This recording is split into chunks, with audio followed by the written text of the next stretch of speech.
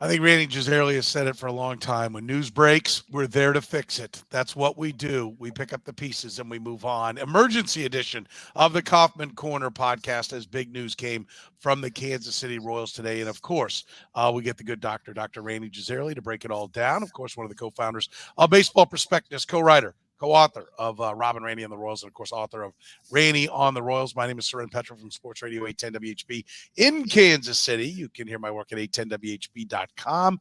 2 to 6 Central Time is when my talk show is on, but we come together right now to talk about the Kansas City Royals as news was made today at about 10 a.m.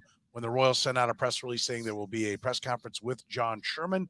No other name scheduled to be at that press conference. Immediately had people thinking. Early thought was, oh, this must be about the stadiums. A little bit was talked about a downtown ballpark in this press conference later, but that was not what it was all about. A lot of time spent a lot of going around talking to a lot of people, trying to figure out what it was. Amazingly, the lid was kept on this. I can shed some detail into how I think that why that was, because I think there was very few people that really knew what was going on. Eventually, I would say sometime after about 1:30, I felt very comfortable that this is what it was going to be. Didn't quite have my second source for it till just before 2 o'clock. Tweeted it out. Rany, you said 1:58. I'd gotten the second confirmation that yes, this is what it is. And then at 2:02, I think they were putting it out there. So yeah, I beat the story by 4 minutes and somebody else by probably 60 seconds. And there might be somebody who beat me. I don't know. I don't have everyone's Twitter out there, but that was my morning. That's how it all came about. Rany, what were you thinking as this news was starting to make its way out there? Yeah, I mean, I saw the press conference, and there was a lot of speculation online. Is this about the new stadium? But as soon as I saw the news that John Sherman would be speaking to the media, I just thought back to Dayton Moore's comments on Sunday, and that we discussed in great detail on Sunday night's podcast, and how defensive Dayton Moore was about. About the organization, about the people that worked for him, and I was connecting dots in my head that it just seemed like an awfully interesting coincidence, that these two things would happen so close together. And on some level, it made me feel more comfortable that the comments that we criticized Dayton Moore for, it's a little more understandable that he would say such things, perhaps if he knew that the end was near for him and he was trying to cover and protect the people underneath him, even as he knew his time was short. So, in November of 2019, John Sherman acquired a controlling interest in the Kansas City Royals baseball franchise. But I would argue that today, John Sherman became the owner of the Kansas City Royals. Like the next time I hear Earth, Wind, and Fire, I will be like, why, yes, I do remember the 21st of September. Because today is a pivotal, possibly epochal day in the history of this franchise. Because today, finally, we saw what you and I have been discussing for a long time, which is accountability for what's going on in the organization. And I think it's really hard to overstate what this move means just from that standpoint. That really, for the first time since John Sherman took over the team, we're starting to see the dominoes fall. And I think I'm very, very curious to see what dominoes fall next. Yeah, and I think that is not one of the big things. And listen, this is not. And I want to be clear. We are going to celebrate some of the accomplishments of one Dayton Moore Absolutely. because his tenure was a successful one. Flags fly forever, and he put a couple of them up there. 2 pennants and a World Series. That's absolutely a success story as a general manager. And would you have liked more success? Sure. Would he have liked more success? I'm sure he would have. But there's no doubt that this was a successful tenure for Dayton Moore. I mean, I want to be clear about that. That going out and winning 2 pennants and winning a World Series is absolutely success. And so, from that standpoint, I think everybody should take a moment. Like if you were frustrated, if Dayton Moore was kind of the tip of the arrow for your frustrations, okay, I get it, right? I understand that that's what's going on, but it should not overshadow now that they have made the move that they deemed necessary, many fans thought was necessary to make, that they've now done what needed to be done. So you can get over that point. We'll take a moment to talk about what his regime was, and do all that. So I do want to be clear that I think that's an important part of the equation. But I do think very important today was John Sherman said it. He was offered, I believe it was by Sam McDowell, the opportunity to either back away or confirm it. Was this your decision? And he made very clear, yes, this was my decision. And the reason that's significant is it would have been very easy to go out there and say, let Dayton retire. Right. It's time to hand it to somebody else. We really got this thing going. And boy, it was amazing how JJ took to it. And I know the record isn't what we want it to be, but we're just right there, and now is the right time. And I've got other things that I want to do, and so now I'm going to go do them. That would have been very easy, but that's not what they did. And I do think that is significant, that he put it out that way, that he wanted it out that way, that he made sure it was that way. And I'm even a little bit taken aback by how much he talked about things he wanted to change, things he wanted to be different. I think that was significant as well. But to say, yes, this was my decision, made it clear that I'm here as a harbinger of change, and what was happening was not good enough. And it wasn't that it's just like, hey, let's try something different. It was, that's not good enough. I expect better. And now, JJ, you're up. It's your turn. I can't stress how important I think that was. I 100% agree. I mean, look, you and I on Sunday night essentially said flat out that major changes, need to be made, and that was that had to include Dayton Moore moving into some other role. So since John Sherman is apparently taking requests now, I'd like to ask my daughters want a pony. I'd like a DeLorean. So Soren, if you want to get in on this, go ahead while he's listening. But both of us, we're talking about Dayton moving into some sort of figurehead role within the organization, a face-saving way to make this move. That Dayton Moore, should he choose to, had deserved the right to sort of move out of this role gracefully. And so the first thing that came out, even before the press conference started, and we started getting the tweets from national writers and people like you who had gotten the news, this was not Dayton Moore is retiring. This is not Dayton Moore it was Dayton Moore is being let go. There was an active verb. This was not a passive verb situation.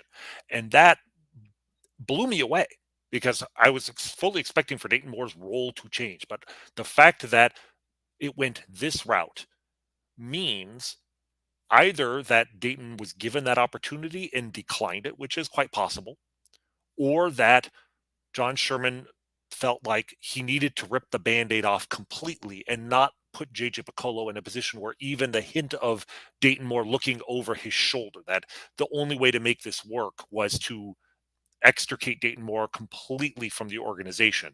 And that's a much more powerful statement. It's an uncomfortable thing to do, because, you are telling the only man to take the Royals to a world championship in the last 37 years that you got to go. That's not a comfortable thing to do. And the fact that he did it anyway is, I think, a significant credit to him. He didn't pussyfoot around this. He did what he had to do and was not afraid to make that a public thing.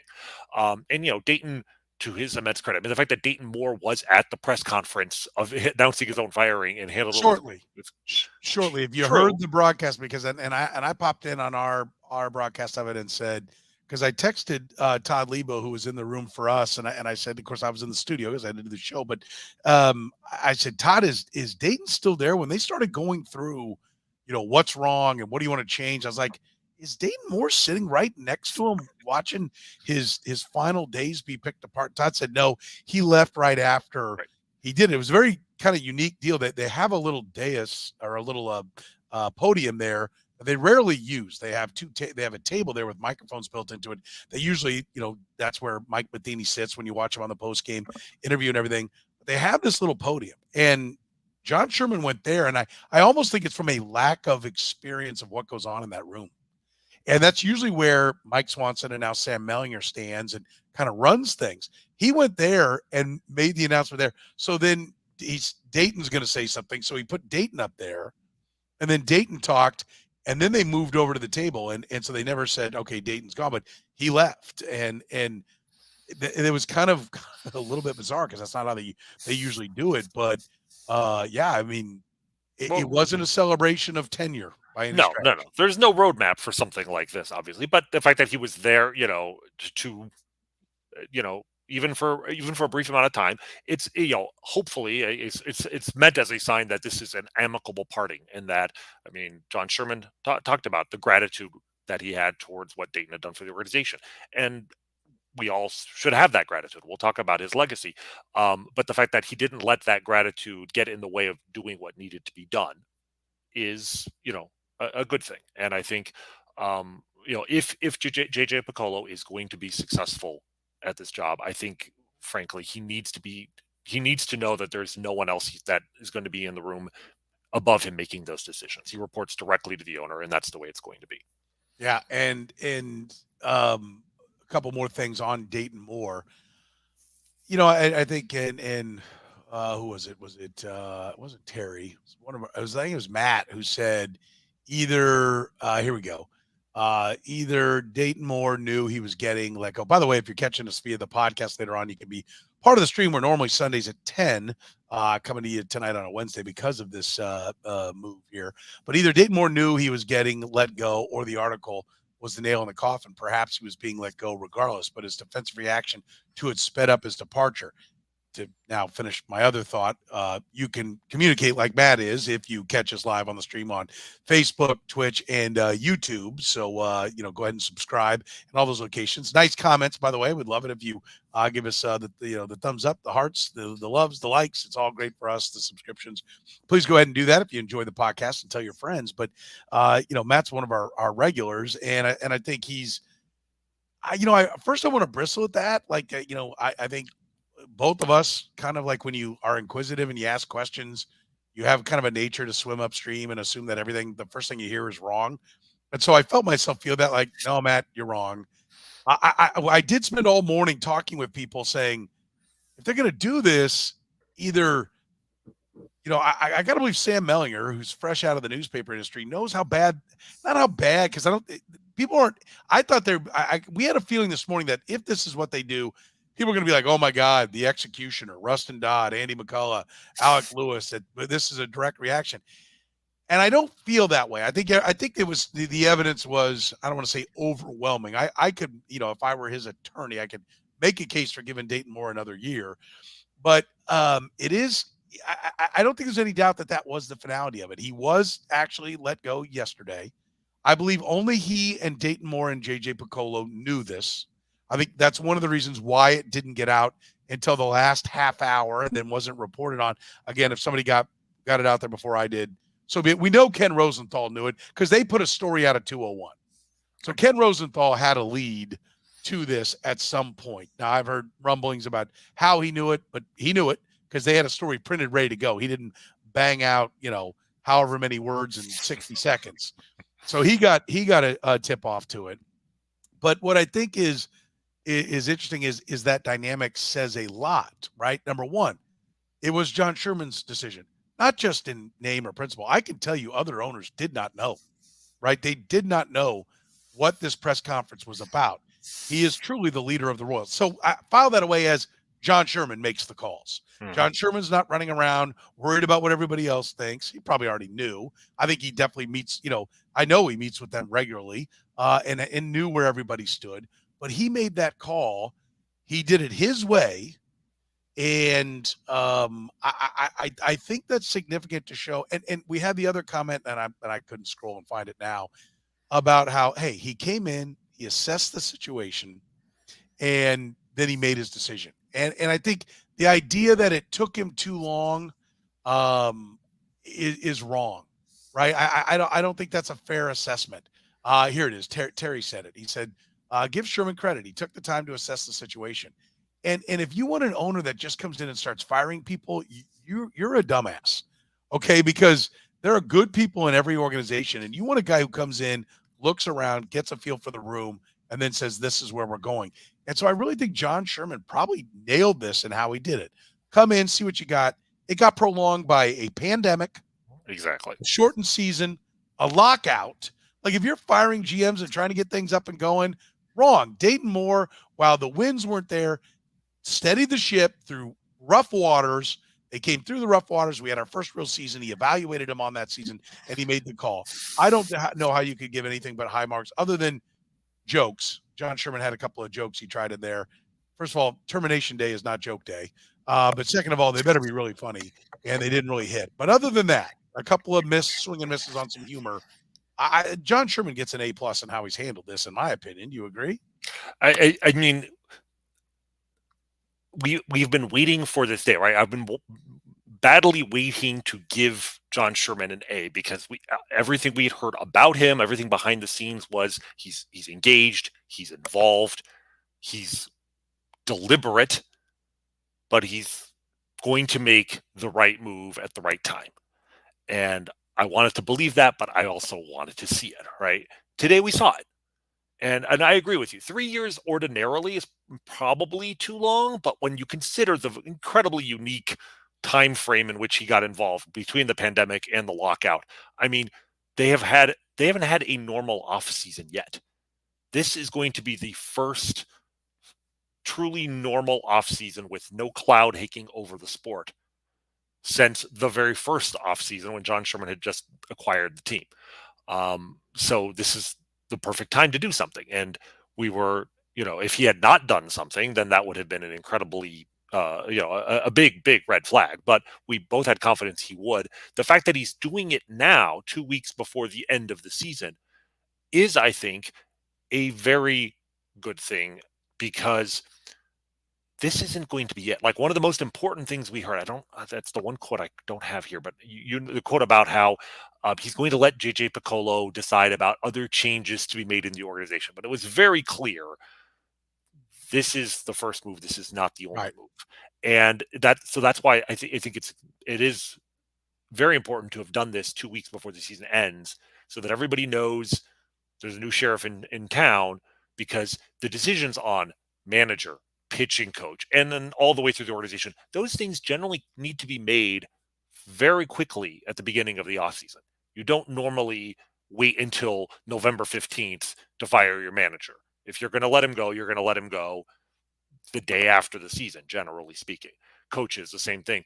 And also, if you're going to want to acquire new personnel into your organization, if you want to hire the best people out there, you need to be starting that search from the day the postseason ends. So doing this now means that J.J.Picollo is empowered, that the industry knows that the Royals are open for business when it comes to bringing in new coaches, new development talent into the system. So the timing of this, I think it is kind of weirdly coincidental with regards to Dayton Moore's comments, especially if, in fact, Dayton Moore didn't know he was going to be let go until Monday or Tuesday, given what he said on Sunday. I don't know if that accelerated it, but it definitely feels like this was the perfect time to make this move. And I'm very, curious but optimistic that we are going to see a lot more change in early October. Let's address this one. Wrong one. I was trying to get Steady Eddie's. Steady Eddie has been, I don't know, sparring or at least conversing with a number of people in the chat room. And he said, does a good process involve interviewing one candidate? He's frustrated by the fact that they're just staying in house. Mm-hmm. He says up here, he said, he being John Sherman assessed the situation and decided to stay in house. And down here, and a lot of people are not coming at him, but at least going back and forth. How about doing it a month ago and interviewing people from the smart organizations like the Astros, Rays, and et cetera? How about that? It's an excellent question, and it's a very legitimate criticism, or at least a legitimate alternative approach to what the Royals could do. That to me is the one sort of question hanging over this: is was this the right move to keep J.J.Picollo versus just cleaning house and starting over? I would argue that this. I'm not saying it's the only right move. I'm not saying it would have been wrong to go the other route, but I think that this is a perfectly justifiable move. Partly because you and I said as much on Sunday night. It would be awfully hypocritical of us to say on Sunday that J.J.Picollo can stay, but everyone else has to go. And here's J.J.Picollo staying, but his boss is going, and we would criticize that. But I think the bigger reason why this is an acceptable move is that, as bad as the Royals' record is right now, this is not a garbage organization, a franchise bereft of talent that needs to blow it up and start over. Like, you look at the Tigers, right? This is another AL Central competitor that has a record. I don't know what the given at this exact moment if they're better or worse than the Royals, but they have basically the Royals record. They're doing a lot worse in the player development standpoint. All their pitchers seem to be getting hurt. They don't have nearly as much young hitting talent on the team. They fired their general manager, and they just announced on Monday they're going completely outside the organization. They hired a new guy, I think his name's Chris Harris, from the San Francisco Giants, an up and coming rising star. They are going to completely clean house and start over. And for the Tigers, I think that's the right move. But for the Royals, I don't look at this organization and be like, they have to. They don't have to like rip it down to the studs and start over. This is not 2006 when Allard Baird was let go. I mean, if you're a Royals fan, do you want to keep Alex Zumwalt in house? Do you want to keep Drew Saylor and some of the hitting coaches that have done a lot of good work? I think if you completely start over and bring in a new general manager from outside the organization, you might end up throwing out the baby with the bathwater.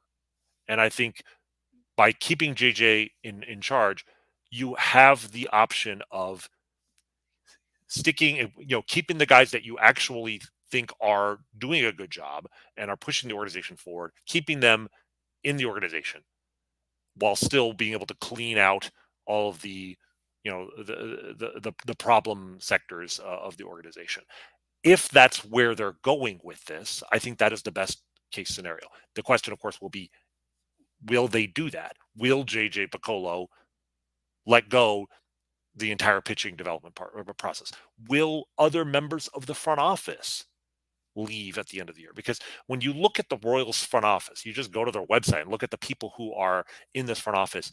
The amount of continuity it's almost eerie how many people have been here. Since really the start of Dayton Moore's tenure. I mean, Rany Francisco, who's head of international scouting, has been with the organization since 2006. Scott Sharp since 2006. Jin Wong has been here since like 2001. I want to say he's Allard Baird regime. Yeah, I mean, he started. I think he was an intern in the Braves organization for like a summer. So I don't know if he knew Dayton that way, or if they just decided that this guy knows his stuff and that he's the one like holdover. But the point is, these guys have been there for at least 16, 17 years. They're all still there. You could, if none of those guys move on, or if they don't add any new fresh faces to the front office, that I think you can make the argument that that's not enough change, that there's not enough new voices making decisions. And I actually got a text from a scout friend of mine, a very well respected scout. He's got a shiny ring on his finger with another organization, and he made this point that let me see if I can see exactly what he said. Having been through a few of these changes, foundational change is much easier with an outsider simply because the troops already expect change, so they are more open to it. An internal promotion creates additional inertia and incomplacency, which has to be overcome. That was his one argument against keeping JJ in charge. But then the thing that he said that I thought was really good was that the best way to offset that is the new number two, the new assistant general manager, whoever that is, to make that come from outside the organization. You need to bring in a fresh voice. And if there's one thing I would recommend that the Royals do as a compliment to what they did today, is that with JJ now being the executive vice president, they actually have a role for general manager, a number two. Go outside the organization to fill that role. Do not promote. You've already promoted one guy internally to be the head guy. If you promote one of the other front office guys to be his assistant GM, I worry that they're just not going to have enough of a fresh look at the game to really make the changes that they need to implement. Yeah, I will say this. I am a huge J.J.Picollo fan.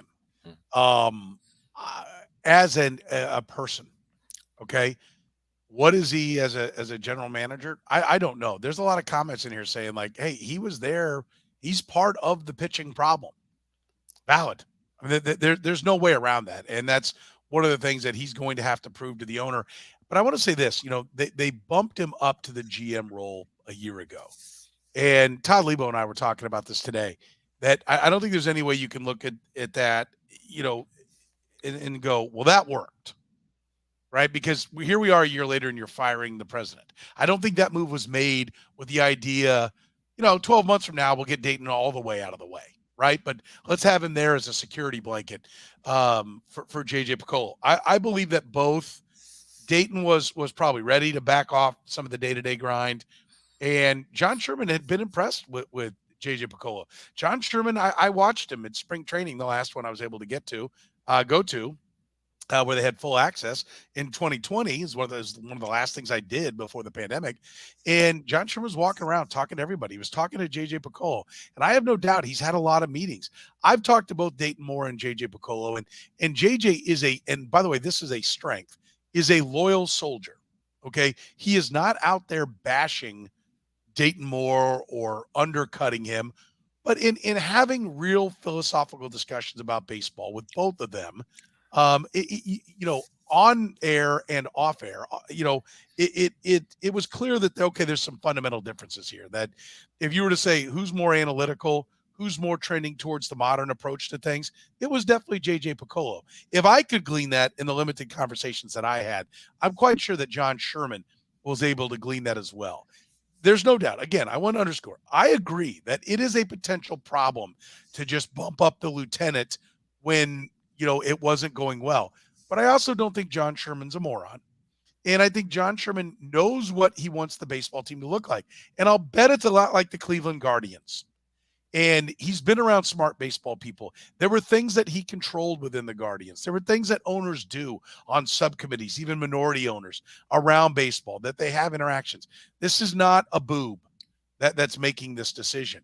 It may not work. It may be that he thinks J.J.Picollo is a good man, and he's thinking it could work, and he wants to give the guy a shot. And somebody said, how long do you think he gets?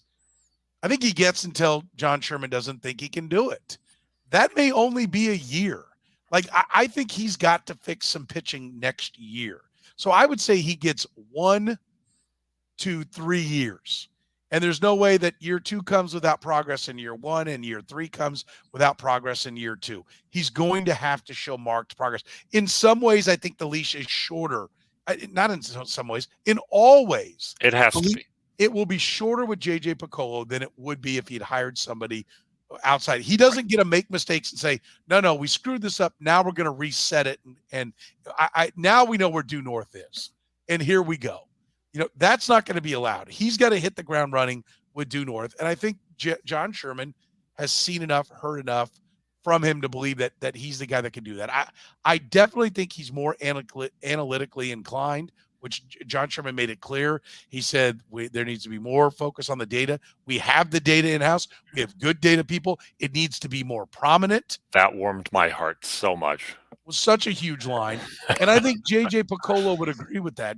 We know J.J.Picollo was the guy that wanted to make the change with Terry Bradshaw. Dayton Moore said he came to him 12 days before they finally did it.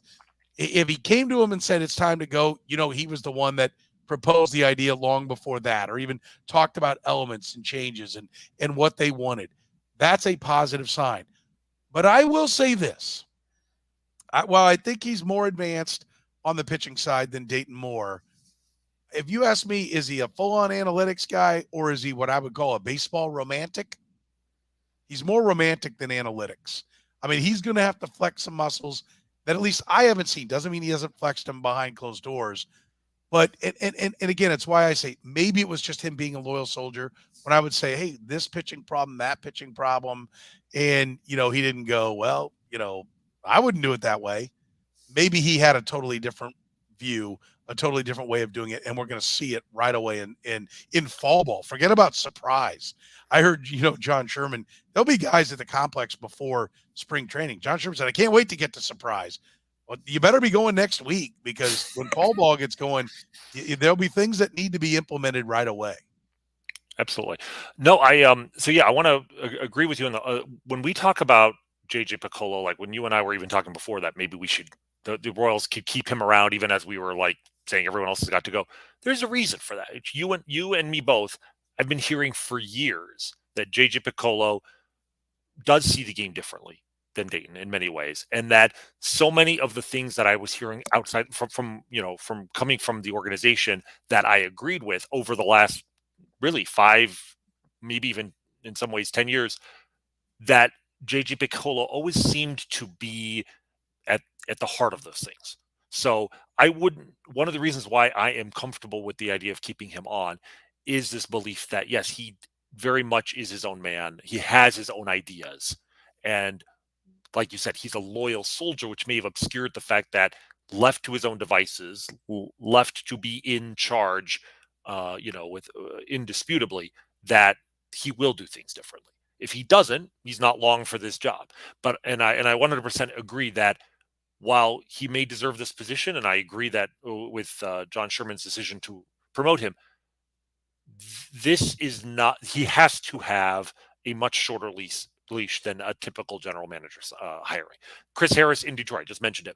If the Tigers lose 100 games 2 years from now, that is not reason to fire Chris Harris. Chris Harris coming in means we're starting over, and if that means ripping things out and building a new foundation, then and that means suffering for a couple of years, that's okay. But hiring JJ is essentially a message that John Sherman is sending to JJ. I don't think the foundation needs to be ripped out. If I did, I wouldn't be hiring you. There is a foundation here. The culture, like so much, when you think about go back to when Dayton Moore was hired and he brought all these new people into the organization, and we all we heard about was that the Royals, it wasn't just the team on the field was bad, but that the organization top to bottom was not a championship caliber organization, and it wasn't run like a company that would be successful, and that you had to start. I mean, bringing in Mike Swanson as like your director of communications to give this like veneer of respectability. There was so many other things that they had to do that takes time. You have that already here. Hiring JJ is telling the organization, telling the media, telling the fans, we need to fix things, but this is not a complete teardown job. So if in 2 years we do not see progress, it is absolutely, not just within John Sherman's rights, but really mandatory that he hold JJ accountable much faster than somebody else. So I think for the fans who are worried, oh, this is just more of the same, JJ is going to be on a shorter leash. And if he doesn't show progress, and doesn't necessarily have to be wins and losses next year, but certainly in terms of pitcher development and in terms of minor league the pitching prospects coming through, in terms of turning around some of these guys, whether Kowar, Lynch, Bubich, there has to be some progress. And I think by 2024, if they're not contending, then all bets are off. Yeah, that's interesting because I think the state. You're right. They're not at the ground floor. They're not scorched earth. But because of that, much of the progress will be measured in wins and losses, won't it? Like I'd push back a little bit about it's not just the wins and losses. I don't know how they can have if the foundation, if that's the view that the foundation is in place, and he's saying, look, we got to tweak some things, which I'll get to in a minute. That's some things that I think JJ will tweak. Then I think you can put it in tangible wins and losses. But let's go back to Jin Wong, Rene Francisco, guys that have been around. If all those names change, who is it that's always out there when they have the draft? Lonnie Goldberg. Lonnie Goldberg. Okay. Yep. If these people are no longer within the organization, then it's a new guy, but you are getting the kind of changes that would happen with a new GM. That would lengthen how much time. That would change. That's fair. If J.J.Picollo's sales pitch is, listen, Lynch doesn't have it. Bubic doesn't have it. We keep running them out there, but they are not good enough. We have to implode this thing. It's not what anybody wants to hear, but if they go to the offseason and he trades Lynch in a deal for prospects or tax him on to somebody else for a legitimate veteran bat, right? Tax him on to, I don't know, Mondesi, and it's Lynch and Mondesi for a 100 RBI type right field bat. And, you start seeing all the pieces moved around. Then his sales pitch or his ideas was this group doesn't work and it needs to be blown up. And so I think that'll be, I don't think it's going to happen, by the way, but I think it'll be interesting to see. And the thing that I think the culture change that needs to happen is Dayton Moore's greatest strength, his loyalty, was his biggest fault, his loyalty. And I think that J.J.Picollo will be quicker to say, this kid's not doing what we want. Let's move him on. It doesn't matter if he blows up, if he's great someplace else. He's not going to be great here. He's got to go. I think he will look at it. I think he's got ideas about who can and can't reach, the players. And so I think there will be changes on the pitching side. I think there will be changes on the development side. And I'm not saying it's got to be Rene Francisco because they heralded him.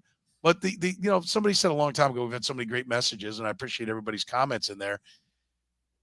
They somebody said, well, they got to get back to trying in Latin America. Oh, they're trying. They're splashing money around. They're just failing. And so, they've really only produced 3 effective players out of Latin America. And they all came in one run. Salvador Perez, Yordano Ventura, and Kelvin Herrera. You know what's bizarre about that is that Perez and Herrera were both signed.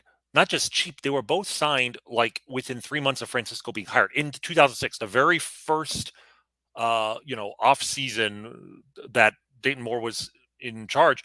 The Royals signed more Latin American talent than they had developed in the 40 years before that. And then Ventura was, I think, that maybe 1 year later. Like the initial returns on Rene Francisco being in Latin America were immense. I mean, especially for an organization that was maybe the worst in all of baseball, the Royals and maybe the Orioles, in terms of a Latin American presence. And suddenly they were finding guys 2-3 years later. We had all these top prospects coming out of Latin America. And then they started, they weren't even spending money. Then they started spending the money on, Adalberto Mondesi, who's the biggest success when you look at guys like Elier Hernandez and Ciuli Matias, and they spent $9 million on Noel Arguelles, the Cuban defector who's hurt his arm. Like, they started spending big money, and yet for the last 10 years they haven't, or signed a single impact player out of Latin America. So yeah, there's a lot of hard.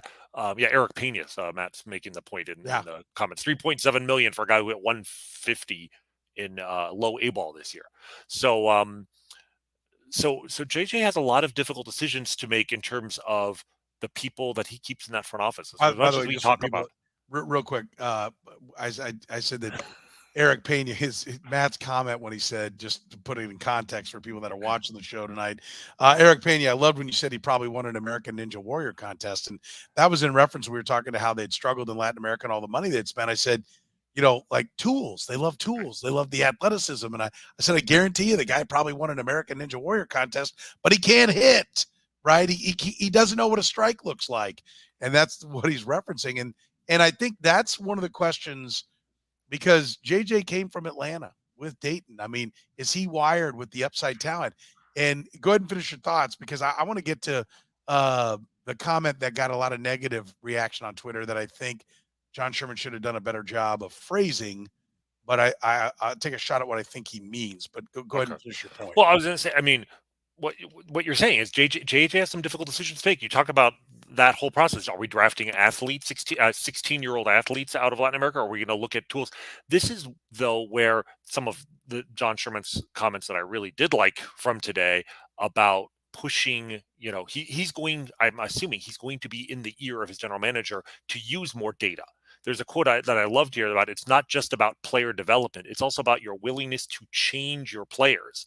And that you could take that 2 different ways. You bring in new players, but also you think about the launch angle revolution. You think about the pitching factories other teams have. They're literally changing the way that their players play, and it means bringing the Royals development process into the modern era, and not just like that guy he fills out a uniform, he looks great, but that is the pressure that is going, I hope, will come from the owner and trickle down to the decisions that JJ makes in terms of decisions he makes, but also personnel that he hires.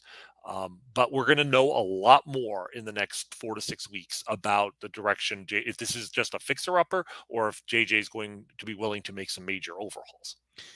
One of the things that he said that people bristled at, he being John Sherman, was Dayton often talked about building a championship team. I want to see what a wild card team looks like. And I saw some people, and it was not well articulated, right? He's a bright man, but I just in the context of everything that was going on, the way he said it, and people were like, so we're backing up to just wanting to be a wild card. I don't think that's what he meant. I think his point. I think you're right. Yeah, I think his point was he talked about a championship team, and so in some ways, I think this speaks to the signing of athletic players. He was swinging for the fences, right? And this was his mindset always when he came in. He said, "We're not going to be able to sign a superstar in free agency. It takes superstars to win championships, and if we're going to get one, we're going to have to develop them within house. We're either going to have to draft them or sign them in Latin America." That was You know what the irony is? You know what the irony of that is? The Royals won a championship without a superstar. I know. They won. Like, if you look, almost every world championship team in baseball history, somewhere on the roster was a future Hall of Famer. Is there a Hall of Famer on the 2015 Royals? I would argue at this point, no. Unless Salvador Perez hits like 300 more home runs and plays till he's like Carlton Fisk and he's 45. I don't think there was a Hall of Famer there. So yeah, especially because it may be unfair because Salvi, by old standards, probably would have gotten there, but now with his on base percentage and the analytics, I think are playing a role even in the Hall of Fame induction. And actually, pitch framing will, if the voters take that into account. I agree. I mean, Salvi's the best hope, but it's just ironic that he wanted to. He thought you needed superstars, and actually, I think that's exactly what John Sherman is saying is. Being just competent will be rewarded. There was another comment that John Sherman made today before about. we move off that, let me say that I think he's looking at the A's and Rays and saying there are no superstars there, and you're missing on good players. You swung for the fence because we've talked about the drafting. If you look at all the draft picks, but you swung for the fence not only in taking him fifth, but giving Bubba Starling $7.5 million to sign him. Right, you could have walked, and it's almost like in the drafting he got caught. Well, that didn't work, so now let's go signability, and you've got these signability picks that are out there. He went all in on him because he went signability on Aaron Crow. He went signability on different guys, and it didn't work. So now let's go all in on this guy. And I think what he was saying, his point there was, listen, the Rays and A's look for value, and they make their team a little bit better and a little bit better and a little bit better. They're not trying to go from being a 2 on a 10-point scale to a 10. They're content with taking a 2 to a 3, a 3 to a 4, and a 4 to a 5. His want is to win a championship. And he said, listen, once you get in the tournament, anybody's got a chance. Just ask the Royals. Right. That's to me the big comment that you have to balance with is this. He said, like, as Royals fans know that you can win it. A wild card berth is no impediment to going to the World Series. I mean, right. That's the point. Get in the tournament. And especially now when there's 12 teams, you only have 12 teams, 40%. You only have to be slightly above average to be a playoff team. And if you can you don't aim to be above average, slightly above average, but slightly above average players have tremendous value. And that I think is the point you're trying to make, is that this obsession with tools, Bubba Starling might have been Mike Trout, but the safe guy in that draft, all we talk about in that draft about how the high school hitter that they should have taken was Francisco Lindor, who was much younger than Bubba Starling. The reality is, at the time, there was still a lot of debate about Francisco Lindor. There was really relatively little debate about the guy who was the best college hitter in that draft, a safe performer who is like the best player in college. And there was never even a thought that the Royals would take this guy. And he went one pick later, and that was Anthony Rendon Rendon, yeah. to the Nationals. Anthony Rendon has had a hell of a career. Well, until he got cursed by the Angels. It fell apart when he went to the Angels because everything falls apart when you go to the Angels. But like the Nationals, he was a tremendous performer for him, and it's really interesting to think of what the history of the Royals would have been like if they had Rendon on the 2014 and the 2013 team might have made the playoffs with Anthony Rendon. The point is they. To look at Bubba Starling and Anthony Rendon, and yes, Starling's ceiling was slightly higher, but his floor was so low. It's off the screen here. Whereas Rendon was a very safe bet to be a good major leaguer. And so you look at what they did this year with Gavin Cross, that's kind of more of an Anthony Rendon type. That for the first time in a while, they took two college hitters with their first two picks. Maybe there's not a superstar there, but if both Cross and Caden Wallace turn into everyday players in the major leagues, that has a lot of value, especially in a league where 12 teams make the playoffs and you play in the weakest division in the sport. I think he's been around, he being John Sherman again, has been around enough to know that, there's kind of this concept that, like, if you're a staunch Royals fan, well, they won a World Series and the A's and Rays didn't. So everything the Royals did is justified and everything the A's and Rays do is wrong. And that's not the case, right? I do think there are things that Dayton Moore did. I think he built a playoff winner, right? For that time, frequency of contact, defense, back end bullpen, they reset. He and Ned reset how to manage postseason games, and really in 15 they kind of showed the light that you can even play postseason baseball for an entire season and end up the number one seed, because I remember all year saying, well, it's impressive. I can't believe they're putting this much stress on the bullpen, and I don't know if anybody's going to be healthy when they get to the end, but if they do, they'll be hell on wheels in the postseason again. And it worked, and now every team impersonates that. They turn and burn. What they didn't do was follow what other teams were doing. Like, well, let's not just have one guy, let's have five guys. And this guy has a spin, let's add to that. This guy has this pitch, let's add to that. And I think that's what he's hoping to do, is take the best of the Dayton Moore world, merge it with the best of the A's and Rays. And when he says players getting better, well, you don't have to swing for the fences on a guy that's either going to blow or be a star. You can take a good player and then make him better, right? Make him a very good player. And a roster full of very good players will be a playoff caliber team and get an exceptional performance in the postseason, and you can win. I mean, I think the man has solid fundamentals. He is trained. There's a reason why you got to kind of prove yourself as an associate owner, as a minority owner, that you're in the club, that you're not going to rock the boat and screw everything up. But it's also a training ground for when you get your own team. And John Sherman was approved quickly by baseball because he had proven himself within the Cleveland organization. And I think he knows what it needs to look like.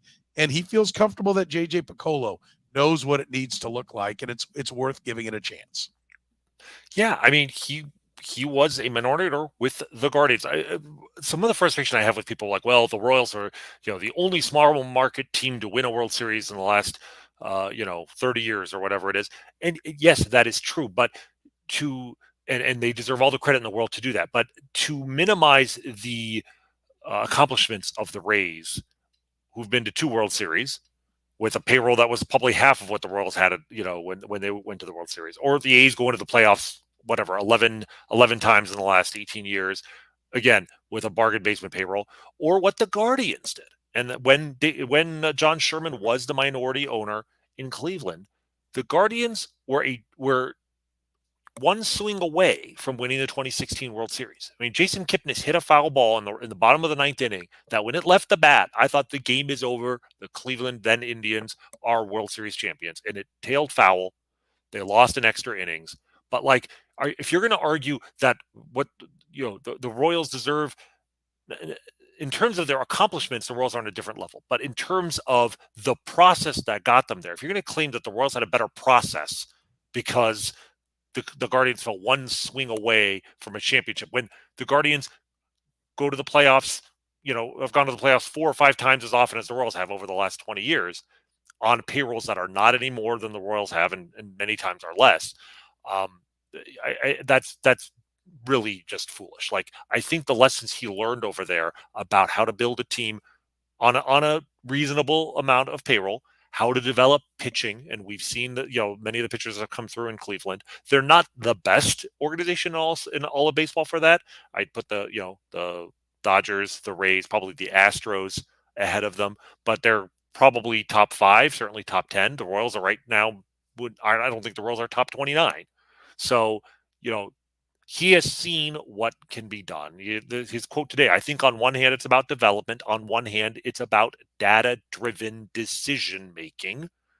On one hand, it's being willing and trying to upgrade your team all the time. That right there, trying to upgrade your team all the time, that feels like a little bit of a shot at Dayton Moore and his unwillingness to be transactional, right? Right. The fact that Dayton would not make trades when it was clear that trades would help this team, the organization in the long term.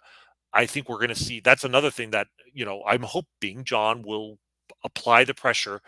There's a fine line with an owner. You don't want them to be meddling. I don't want a George Steinbrenner here. I don't want an Artie Moreno here. But I want an owner that sets high standards. And if they're not being met, makes it clear to the front office that they need to be met or there will be consequences. To your point about the small markets, Milwaukee's market 37, they've been contending for the better part of 6 or 7, 8 years, right? No, they haven't won a World Series. Like, I'm with you. Respect. Nothing but respect and props to Dayton Moore and staff for actually winning it. That does mean something. And that stat about being the only small market team for the last 30 years to win it should be championed and should be celebrated. But it should not be your only path. Like that, doing that is to say that, okay, Dayton should still be in place because he's the only guy that can do it. But you still got to get to the playoffs to win. And, Milwaukee's market 37. This year, Baltimore's market 28, and they almost got in. San Diego is market 27. Okay. And then St. Louis is market 23. So, I always kind of get tired of hearing like the Cardinals are viewed as like they're the Yankees. They're the Yankees in production. They're the Yankees in performance. They are much closer to being the Royals than they are being the Yankees. I In mean, terms of market 30 size, teams, absolutely. yeah, 30 teams divides into 3 real easily. There's a top 10, there's the middle 10, and there's the bottom 10, and St. Louis is in the bottom 10.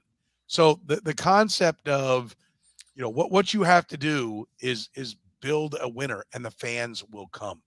Right? Kansas football is expecting 50,000. They won 3 effing games. They're going to fill their building because if you win, people will come. And the Royals are no different. Royals fans are no different. You put a winner on the Of field, course they're not, and they will and be we've there. seen it. We know this. I mean, the only pushback I'd give you about St. Louis being in the bottom 10 is you could argue that despite their market size, just in terms of population, that they have such a history of success going back to the 40s, like and being sort of the only winning team in this part of the Midwest for so long, that they have a uh the eyeballs, the fan base is out of proportion to the population of the St. Louis Yeah. metropolitan area. But if that's so, that is a reflection of success breeding success. Like Right. they didn't get to that point overnight. They were bottom 10 in terms of markets, in terms of the market size, maybe in the 70s and the 80s and the 90s, only after winning, going to the World Series 3 times in the 80s and drafting Albert Pujols in the 90s and winning another championship in 2006 after losing in the World Series in 2004. It's only at that point that you say, yeah, the Cardinals, their market size is irrelevant. They have a lot of fans. The Royals can do that. There is no reason why the Royals cannot be the Cardinals of the American League Central. And I'm and I think John Sherman knows that. And I want to impress upon that there's like no reason to set your expectations low. Agreed. But you have to build a winning organization. It starts at the top. The Cardinals have been blessed with good ownership that has set high standards, not interfered, provided payroll space so they can do things like trading for Scott Rowland or Mark McGuire or Jim Edmonds, and those players fall in love with the city and are given lots of money to stay. Paul Goldschmidt, they just did that with, right? Like when they have a chance to acquire a star, the money comes out, but you're overlaying that star on a foundation of a quality organization. The Royals still need to build that first, and then they can success can breed success. They can, they can absolutely afford. If they get a new stadium, certainly they'll be able to afford quality free agents to sign and keep the winning going. But they first have to win, and to do that, they have to set a standard of winning. I want to highlight a couple of things. Alan says Royals need to strive to be the Cardinals. Keeping Dayton wasn't it. Okay, from a win standpoint, but Matt countered, and I think this is a good point. If not for Dayton, quite a few Royals employees don't get paid in 2020. And we're not talking about just the front office. We're talking about the kitchen staff. And that is part of it. The Royals do have a reputation as a great organization, right? For coaches and scouts, I mean, we've talked about a lot. They need to pay more and buy the best of the coaching and But scouting. another reason why not to let why you let J.J.Picollo, you don't want to throw out that reputation in the process of rebuilding this thing. Right. And so they need to spend money on the staff to get the best that's in there in the front office and in the coaching. I think that's absolutely it. And they do have a reputation of being a good organization, as do the Cardinals, right? They don't have the wins. And this is missing the point when Conbio Yacker says, laugh out loud. The Cards have 11 championships, second only to the aforementioned Yanks. They aren't the Royals. Nobody's saying they are. We're saying that's what you strive for. That's what you aim for. And no, with 2 world championships in their pocket, they're probably never going to have more championships. But if here moving forward, they can equal the number of championships that the Cardinals have. If the Cardinals get 2 in the next 10 years and the Royals get 2, they can come up to that kind of success level. That needs to be the target. And if that's the target and you fall short and you're the Brewers, you're better than you were now. Right? That's the point. The point is not to make this a pissing match between Cardinals and Royals fans. The point is the Cardinals do a lot of things right. The Royals need to get to that. The point is St. Louis. Yes, you're right. Their fan base, they're Packer-esque, right? Little Green Bay, Wisconsin is not fueling the success of the Packers. They're a national brand. The Cardinals are at least a very strong regional brand. I don't know that other than the Yankees and maybe the Red Sox for a time, perhaps the Cubs, that there are national brands in baseball. Right. But they're an incredibly strong regional brand. And the Royals need to get there. And they do suffer from being right next door in a not very populated area to the Cardinals. That makes makes it a little rougher. But the Brewers are dealing with the same thing, right? With the Cubs on one side, the Cardinals kind of on that same side. Look, the advantage the Royals have over the Brewers is they're in the American League. And while they're dealing with the Cubs and the Cardinals, we're dealing with the White Sox, the second team, the Twins, and then the Guardians and Tigers. There's really and there's no reason why the Royals cannot win in this division. So I'm glad John Sherman agrees with us. And again, I'll reiterate it. You're not getting it when you say that they're 2 totally different teams. That's the starting point of what we're discussing is the difference between the 2 teams. Well, and also comparing 11 championships to 2. Since the Royals started play in 1969, St. Louis has 3 championships and the Royals have 2. Since 1985, they're tied.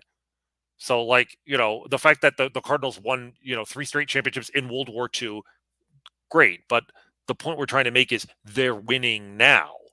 And the reason they're winning now is because they're an extremely well-run organization. It pains me to admit it, but they absolutely are. They are absolutely an organization to emulate. There are a lot of organizations out there that the Royals can look at for inspiration. And I would be concerned if John Sherman keeps coming back to the Guardians. I think he's smart enough to know that the Guardians are a model, but you take the best ideas from a variety of organizations. Right. And I'm hopeful that that's what we will see. Yeah. It is scary because the money teams seem to be making the smart decisions too. Right. So they make good decisions, get a good guy, then they can keep him. Yes.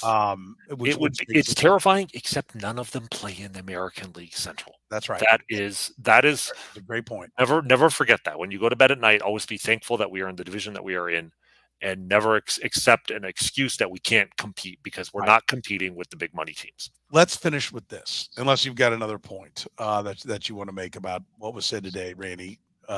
Anything else you want to get to? I just wanted to finish up with just an appreciation of what Dayton Moore did.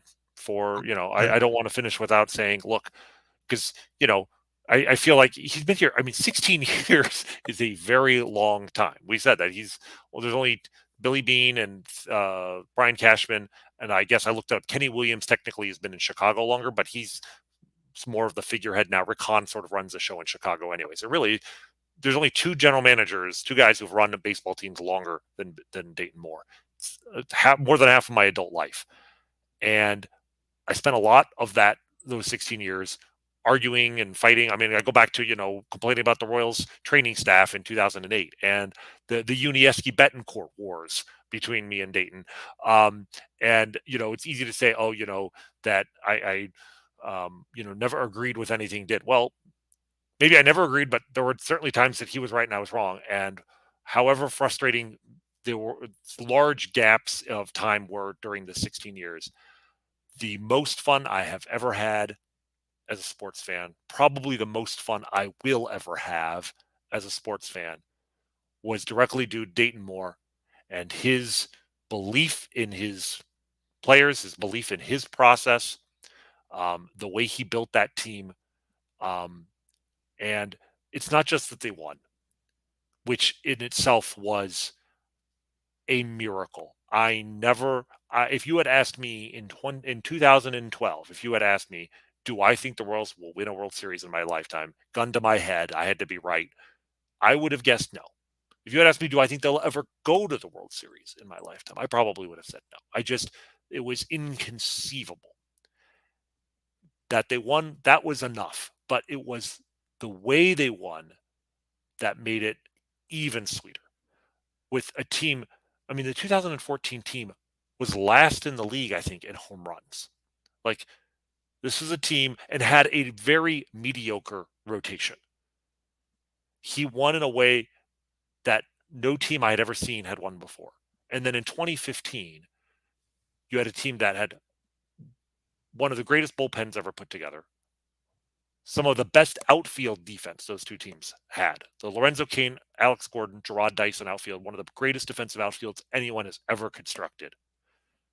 And that 2015 team, the way they came back, they won games in the playoffs that they were losing after 8 innings, after 7 innings, after 6 innings. These are all different games. After 5 innings, after 4 innings, after 3 innings. They outscored their opponents something like 50-12 after the 6th inning. They were and may always be the greatest comeback team in baseball postseason history. It still feels like a dream. And maybe that was luck. Maybe that wasn't repeatable.